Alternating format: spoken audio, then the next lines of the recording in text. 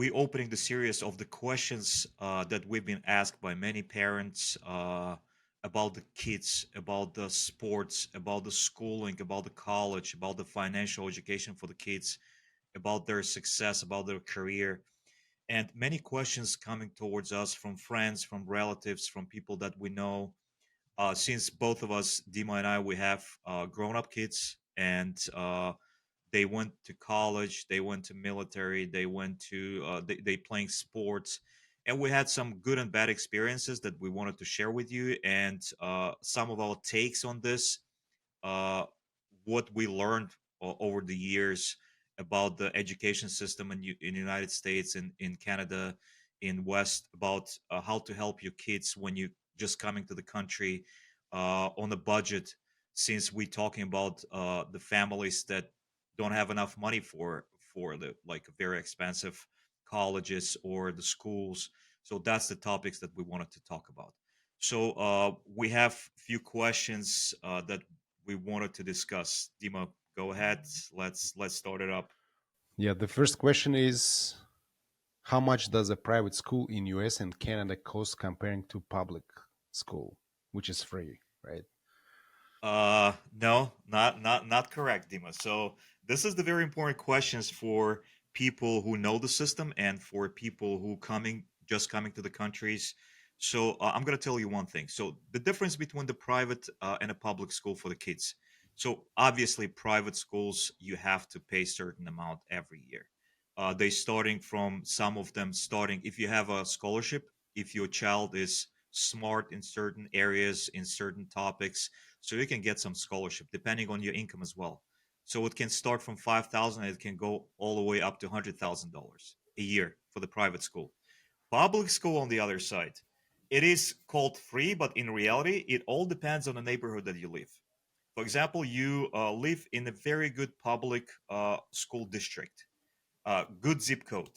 You have a very nice public schools, but you paying the taxes. Usually, depending on the state, around I would say 40 to 70% of your taxes, property taxes, going towards your school. So I live in a neighborhood where 60% of my property taxes going to the school. Our public school district is really good public school district, and we're really happy with that. And they're giving very good curriculum for the kids. So in terms of price wise, it is very tricky question.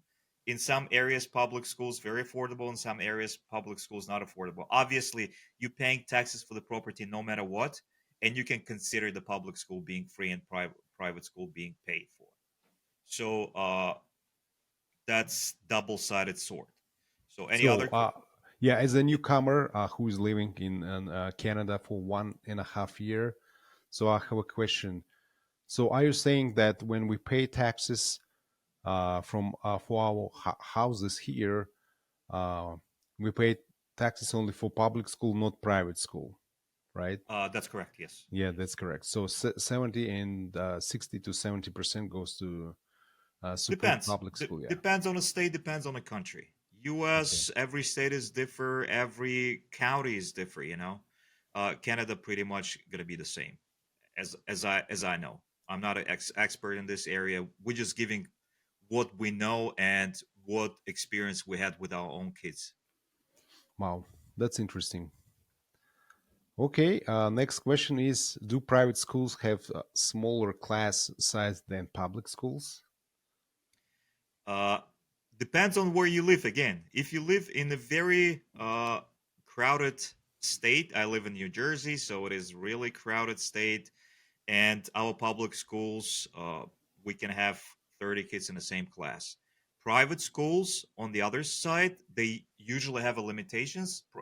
Public schools as well, but private school usually trying to build a smaller class. So what it gives to the kids, it gives more attention from the teacher, so they can concentrate more on paying more attention to the details, helping the kids more. For example, hoping that your child gonna get more attention from the teacher by help. Obviously, in most of the cases, private school is the case. I'm telling because my son himself, he went to private school in his high school. He got the scholarship. and he went to the class that was like 7 to 15 kids in a single class. So it was very helpful for him in this case. Next question: do private schools have better extracurricular options? Uh, Usually, yes. So when we're talking about the extracurricular or curricular options, we're talking about stuff that they teaching. For example of my son's private school, they took off all unnecessary classes like extra curriculums that they don't want to learn. They have more options of learning. For example, if you want to learn more science, STEM, so you leaning towards the sciences. So you learning more of the sciences with your classes, math, like chemistry, physics, everything. So you can choose, pick and choose which class you want to pay more attention, and you can avoid some of the classes, some of the lessons that you don't want to learn. So you have more flexibility in the private school. In this case, obviously, this is again our experience, our family experience. Hmm. Are private schools better for religious or faith-based education? For religious or faith-based education, that's for sure. Yes. Mhm. So in our case, our son went to Christian private school. So obviously, they never pushed any agendas. They never spoke about anything that we disagreed. uh, they had extra classes for learning the Bible. They had extra classes for learning like Holy Scripture, theology. Obviously, they paid attention more to religious education. That's for sure. If you religious family, if you have kids and you want to teach them more in a religious based environment, private school for sure. So if you're a religious family with money, so private schools for sure. For sure. Yeah, or for if your sure. child or if your child is smart and he's actually studying and your finances within certain brackets, so you can apply and you can get the scholarship. That's the possibilities of the private schools as well, and they support those type of families as well. Hmm. Wow. I have a friend who is working in a private Christian school. Yeah, here. Okay, are public or private schools better for newcomer children adapting to new culture and language? So, which one is better for newcomers? So, what do you think? I don't think there's a big difference. Honestly, I'm going to tell about the environment overall in Canada and US. So the beauty of living in US for the kids as well. So everybody is welcome. Uh, we from this former Soviet country, you know how it is when the new kid coming to the classroom, he's been bullied. If he doesn't speak the language, he's going to be laughed at or like some other stuff. Here, I've never seen anything like this. So everybody is helpful. And when my kids came to US years ago, so it was very welcoming environment, and they've been really accepted right away. They learned the language. They spoke already English pretty well because they went to English school for years. So it was a very smooth transition. And I wouldn't say that private school is better than the public school or vice versa.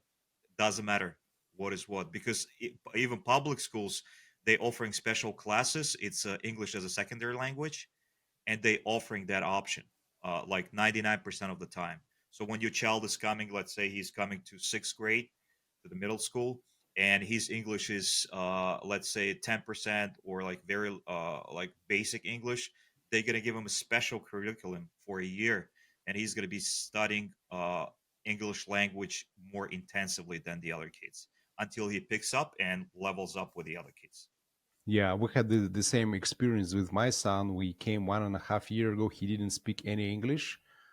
So, and we worried, of course. So, public school here in Canada, they provided a teacher with extra classes plus French as well. So he was able to pick up his English because here in the family we speak our own language and we don't really practice any English, unfortunately. But it's very difficult to switch. But it's other topic, right? Yeah, but school, the public school, was the only place where he could develop his, like English, and plus to have this extra hours with a teacher who was focusing to help this newcomer kid, to get this extra education on English was a great help. And now after 1.5 year, so he pick up English so he can communicate. There are still some issues with new words, but yeah. So I find public schools very helpful. Yeah, I don't know about private, but yeah. No, no, trust me. For kids, you don't have to worry about the kids. Kids picking up the language so fast, I would say like 20, 30 times faster than the adults.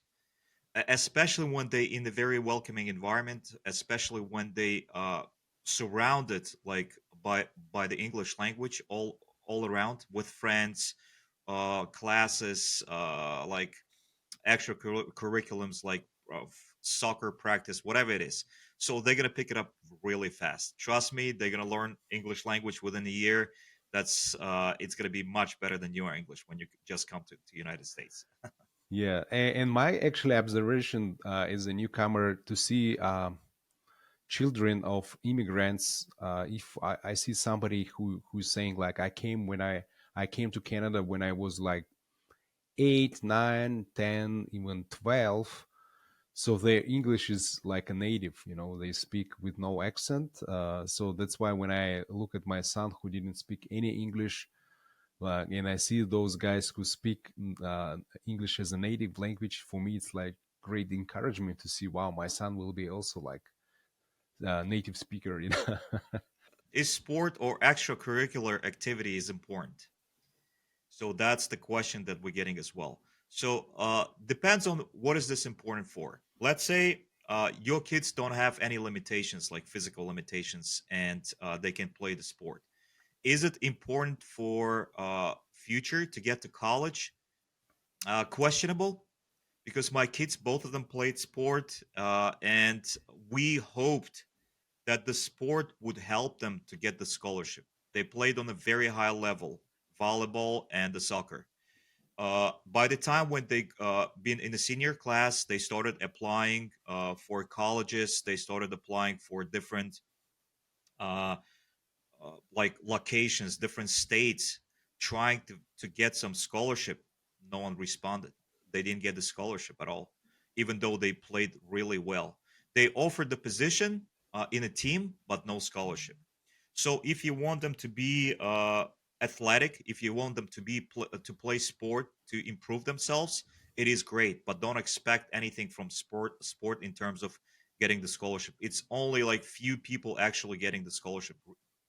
That's what we've seen around us. I don't know about, obviously we're not talking about like unique players, like one of millions that actually getting the scholarships, that they're playing well from the families that all depends on your finances as well. If you're within certain bracket, especially for middle class, so you don't expect anything from sport, you're not going to get a scholarship. But you can expect from sport, obviously, the character, the health, and some other benefits in terms of getting to college, in terms of extra stuff. Yeah, my son is 12 and he's 13 today.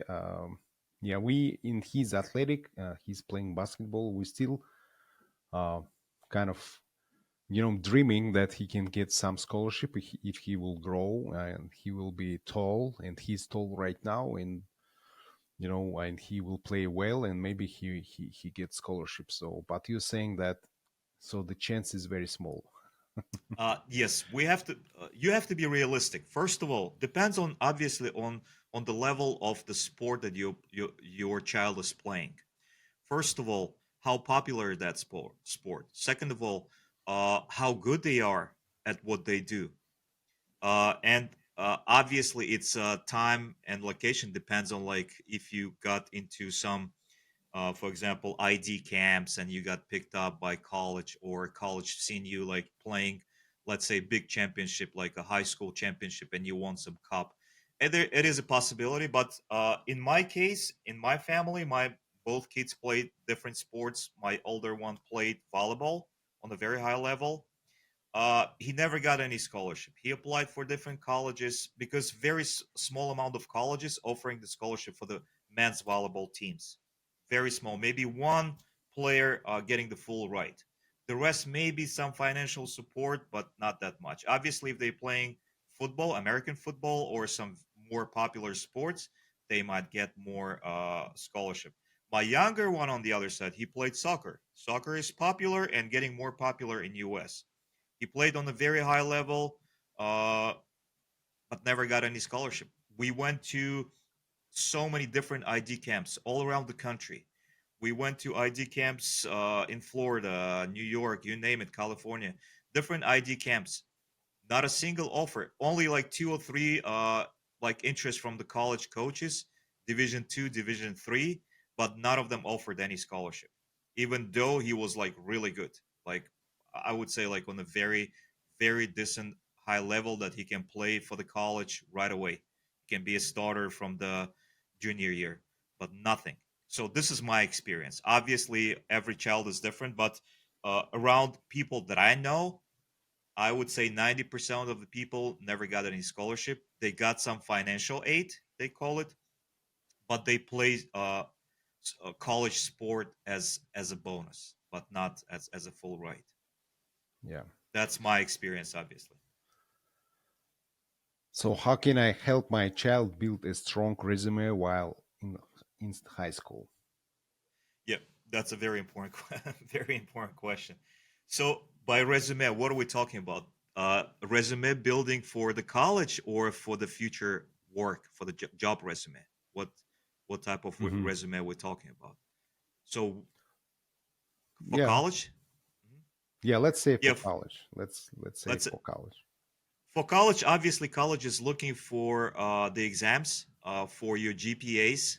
If you really actually responsible and you actually keeping your GPAs really high, so that's the What is first thing that GPA? college What is GPA? GPA. This is general. They collect the points overall. For example, let's say you have 10 topics, and the amount of the let's say you in the bracket of you finishing 90% on the score A everything. Let's say your GPA going to be higher, like 3.84 and above. If your GPA is lower, obviously you can get to college, but it's not going to be that popular college or the college with the higher expectations. All depends on that. Plus, resume in terms of resume depends again. If you play sport, if you really good at something, if you're really good at math, let's say, and you horrible at sports and like let's say English language skills, so you can apply for the college that pays more attention to math, to science. So obviously, I would recommend for the child to choose some topic that he's strong at, that he loves, and get improved day by day on that particular topic, on that particular curriculum. So if he's going to be great at certain things, don't try to teach your kids everything in the world. It's impossible. Your child cannot be great at sports, at drawing, at science, art, at everything altogether. It should be either or because you're going to spend a lot of time and your child is going to be overloaded for no reason at all. I would recommend from my experience, from my family experience, is just to choose something, some narrow pathway, and just learn something that your child sees himself in the future. Great example. Let's say if you're a tradesman, let's say if you're electrician, and you have a chance to help your child in the future to get to college, to get into the business, to get into some environment. Why would you send your child to play, let's say, like piano, be like a artist? Obviously, he might be great, but he has more chances to succeed in the same field as you are. You can help your child in the future. You can at least give your child like a head start by hiring your child and teaching your child as apprentice. So I would recommend look at what you're good at yourself as a parent and what you can help your child in the future with. For example, uh, if you let's say if you finance person, you can help your child in terms of finances. You can explain them that you can give them a head start, and that's what's gonna directly and steer the choice of uh, basically degree in a college, the choice of what your children is learning at school. That's really important. Don't underestimate your knowledge and try to help your child as well in this case. Awesome. Should you work while you're in high school? That's a good question. Obviously, all depends on the income of the family. Working overall when they're in high school, it is really helpful for kids. Why not? It's not about the money. Obviously, they're not going to be earning much. They can earn, let's say, $10, $20 on average. They can work in a store uh, as a cashier or something. It is a great like a learning experience for kids. I would say I would recommend, but obviously depends on what how busy is your child. Don't overload your children. I would put it this way.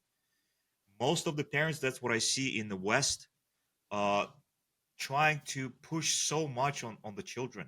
So many different extracurriculums. For example, kids playing multiple sports simultaneously. They playing multiple sports. Like why? Why do you overload your child with this? He's gonna be like basically a working machine.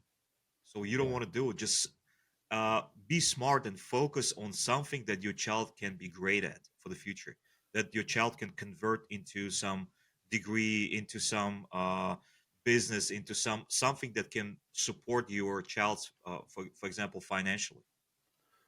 That's really Yeah. important. I would What? say. Yeah. Yeah. What about your two sons? Did they work?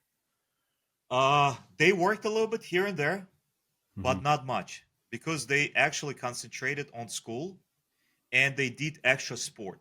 They played on a higher level club sports, and they didn't have enough time to work. And that's why we decided we as a parents we're gonna take the load from them financially, so they concentrate and get better at certain things. For example, sport. Guys, there's a 3 practices a week in your club. Obviously it's not enough. Go extra 2 days a week, practice by yourself, or we would go ourselves. I would go with my sons to gym, work out with them together, and concentrate on that stuff. So I would say finances, don't look at this. All obviously all depends on the family. Some of the families cannot afford it. Some of the families cannot support their children. They have to work from the childhood. All depends on that, but in our case that's how it was. So, in what case child in a family should work while he or her in high school? It's all about the need, Dima.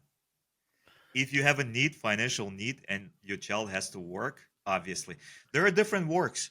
Your child can work in the area that he's trying to learn in a college. For example, if your child want to be, let's say, a real estate agent in the future, why not to send them to real estate agency and working as a clerk, like helping in the real estate agency like a part-time and picking up the skill. That's a great practice. If your child want to be, let's say, electrician or plumber, why not to send your child like once or twice a week, so he's going to be a helper, just to learn that's concentrate. You have to have a focus for your kids, for yourself and for your kids. So don't randomly send them somewhere just to earn money. That's to some job that doesn't bring any benefits for the future. Send them to the job that actually going to teach them something. Yeah. That's important. Something that they can use in the real life. Yeah. In my case, I have this story when I, you know, was about to finish school, and my mom wanted me to go to university, but I didn't want to go to university. And then she said, "Okay, you can go and work." I worked for almost like, I don't know, 2 months. It was like a hands work, like dirty, like like painting cars, like doing all this like tough stuff. Like after 1.5 months, actually, I came back to my mom and I said, maybe I go to university, get a degree. So because I don't want to spend all my time, like working on this type of jobs. So I want to have something different. So for me, it was like great to go and try like any job that where I don't need to have much skills. So they will accept anybody, right? So I was the guy who could do this kind of like tough, not skilled job that actually forced me to go and finish university, right? Mhm. Yeah. Yeah, yeah. And about the college, that's really important because uh, many people think that you're gonna go to college and then start working and picking up some skill and building your career. And uh, some of the kids going to college, they started learning something and they dropping off the college, or they start learning and transferring from one field to another field because they don't know what they want to do. They don't know. It's all theory. There is no practice. They've never worked. So it is really important to combine uh, the work and education. Either school or college, doesn't matter what it is. There is a lot of options of internship in the colleges as well. Internships for the high school kids. Try to utilize that stuff. Don't waste the time of your children. Don't waste your time by sending them and spending like tens of thousands of dollars or maybe hundreds of thousands of dollars in college just so they're gonna understand what they want in their life. They have to understand what they want, and they have to learn some skills, and then go to college. I would put work and career choice first, and then go to college. Career choice with experience. So that's what I would say. It is important for the kids to start working in different places, not just for the money, but just to understand that field. Maybe Mm. they want to be like, let's say it's very popular right now, business degree, business management, marketing, and all that stuff. If you've never been working in that field, you don't know. You think, oh, I'm gonna go and learn business and I'm gonna be a businessman. That's not right. So you have to work in some business, start to understand how it works, and then maybe you can go to college and get degree for yourself, like to support the knowledge, to support your skills. So just to get that, I would say work comes first, and like work experience and what do you want to do, and then support it with education. Next, should I choose where to live depending to school ratings? Yeah, this is really important question. So when we just came to United States, uh, we've been looking for different states for different schools. We didn't know the system. Uh, Thanks God we had the good relatives, good friends that told us, listen, it is really important to choose the location where you live on ratings of the school. So you go to the school. Obviously, we have a different environments. We have a very dangerous neighborhoods. We have a very safe neighborhoods. We have very expensive neighborhoods, very affordable neighborhoods. All depends on the states and where you live, the cities and everything. So I would say, obviously, look for the ratings for the school. What curriculums they teaching. This is important. So the better school, the higher the tax. So I'm talking about the public school. Obviously, you can live in some neighborhoods which is really affordable, low taxes, and send your child like with that difference to the private school. That's a possibility, and you technically might have a good public school in a low tax neighborhoods as well. It is a possibility. But what I've seen from my experience, real estate taxes where you live, the location where you live, it is very correlated with the education level at school. So that's my experience. Next question. Are there benefits to volunteering or community service for college? Again, it is a really tough question. So all depends. I would say from my experience, colleges uh, saying that it is important, that extra curriculum, but in reality, it's not that important. I would say if you have a heart to go and work as a volunteer, let's say if you want to be a veterinarian, vet, doctor, why not to go and volunteer in some shelter?